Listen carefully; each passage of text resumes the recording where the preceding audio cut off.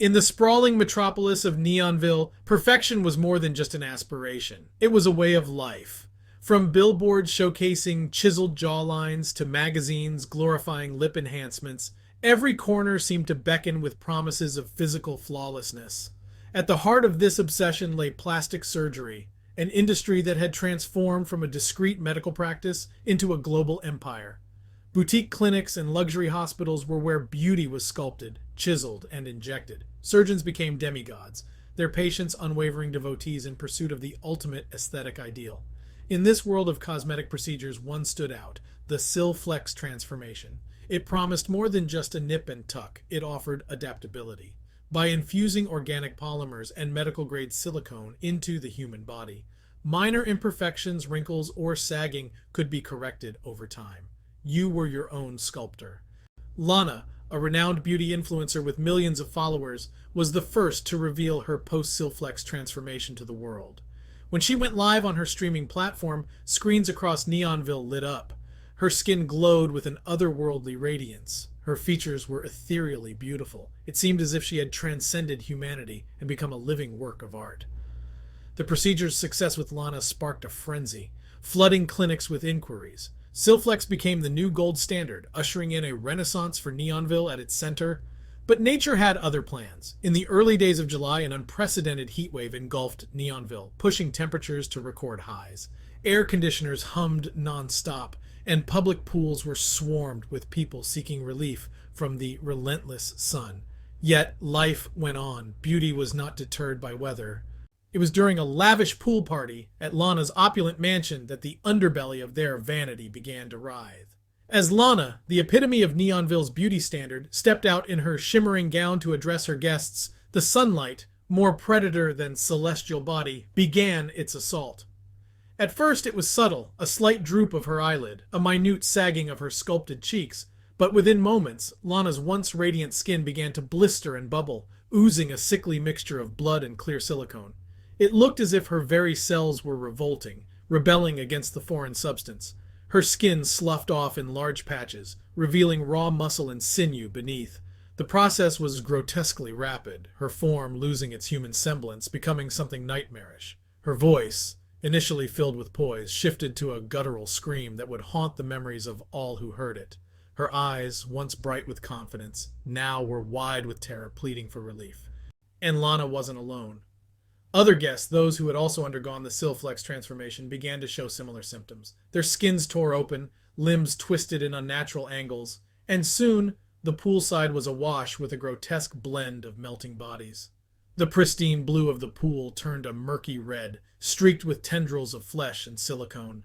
Screams, pleas, and the sickening sounds of liquefying flesh echoed, turning the opulent gathering into a Dantean tableau of horror. The guests who were untouched by Silflex watched in paralyzed terror.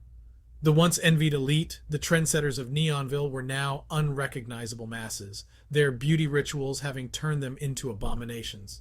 The pool party, meant to be a celebration of perfection, had become a charnel house of vanity's consequences.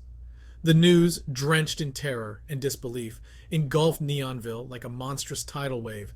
Within hours, the city was thrust into pandemonium. Hospitals, once pristine and efficient, now resembled grotesque war zones. Hallways and emergency rooms echoed with the agonized cries of the melting victims, their skin and flesh dripping, pooling, and merging in an abominable dance of death. The stench of decayed flesh combined with the sterile scent of hospital disinfectants created a miasma that clung to every surface. The sheer volume of casualties turned healthcare into triage. There were whispers among the medical staff, chilling tales of situations where they had to choose between saving a melting mother or her child. Families, their faces etched with despair, watched as their loved ones transformed into grotesque parodies of their former selves, their identities disintegrating as quickly as their physical forms.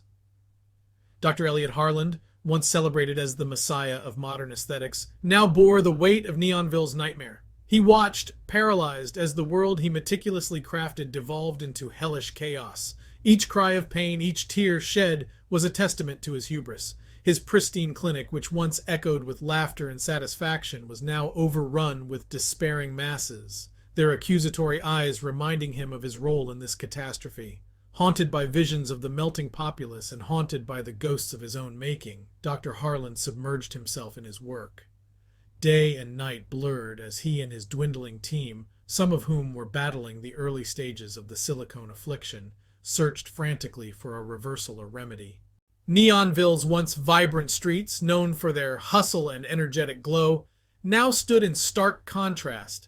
Desolate and draped in shadows, they were eerie reminders of a city in mourning. Buildings and homes became tombs, shielding those mutated by Silflex from the predatory sunlight. Alleyways whispered tales of the melted ones, humans transformed into deformed wraiths, half-melted and agonized, hiding in the depths below the city. They became myths in their own right, the tragic boogeymen of Neonville's darkest chapter. Amid the twisted wreckage of what was once a city of dreams, the haunting specter of vanity loomed large, its lessons etched in the melted faces and twisted limbs of its victims. Neonville was not just scarred, it was eviscerated, a visceral testament to the harrowing cost of unchecked ambition. With each passing day, as the sun's wrath scorched Neonville, Dr. Harlan's clinic became a grotesque laboratory.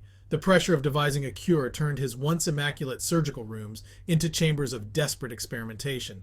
The so-called reversal procedure involved extracting the molten remnants of Silflex from beneath the skin and administering a series of aggressive treatments to stimulate natural cellular regeneration. However, the process was neither gentle nor guaranteed. Many patients, already reduced to barely recognizable forms, endured even further torment. Some emerged from the procedure with mangled features, while others suffered irreversible neural damage, leaving them trapped in twisted bodies, their minds forever lost to the abyss of insanity. Yet for some, the treatment bore fruit, restoring a semblance of their previous selves, albeit scarred and forever traumatized. The horrors witnessed within the walls of Harlan's clinic became whispered tales of dread. Still, to many of the afflicted, any chance of reclamation was worth the gamble.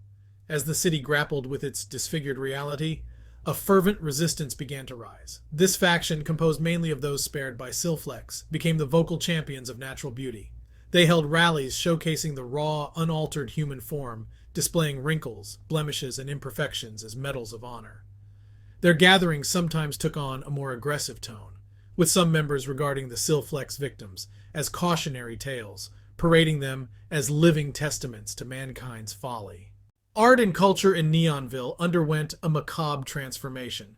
Paintings now depicted the melting visages of the city's populace. Literature explored the psyche of a society obsessed with perfection, and haunting melodies, echoing the cries of the Silflex victims, became chart toppers. Lana, once the city's crowning jewel, emerged from the reversal procedure as a patchwork of her former self. Her once flawless face was now a mosaic of scars, discolorations, and distorted features. Yet, in this raw, brutal state, she discovered a strength she never knew she had. Her broadcasts no longer showcased beauty products or aesthetic procedures. Instead, she shared tales of survival, resilience, and acceptance, her mutilated form a living testament to both the hubris of Neonville and its potential for redemption. The silicone catastrophe left an indelible mark on Neonville's soul. The towering empire of aesthetic allure lay in ruins, overshadowed by a society learning to find beauty not in the synthetic and sculpted, but in the raw and real. The city's skyline, once a beacon of aspiration, now stood as a haunting reminder of a civilization that had danced too close to the sun and paid a harrowing price.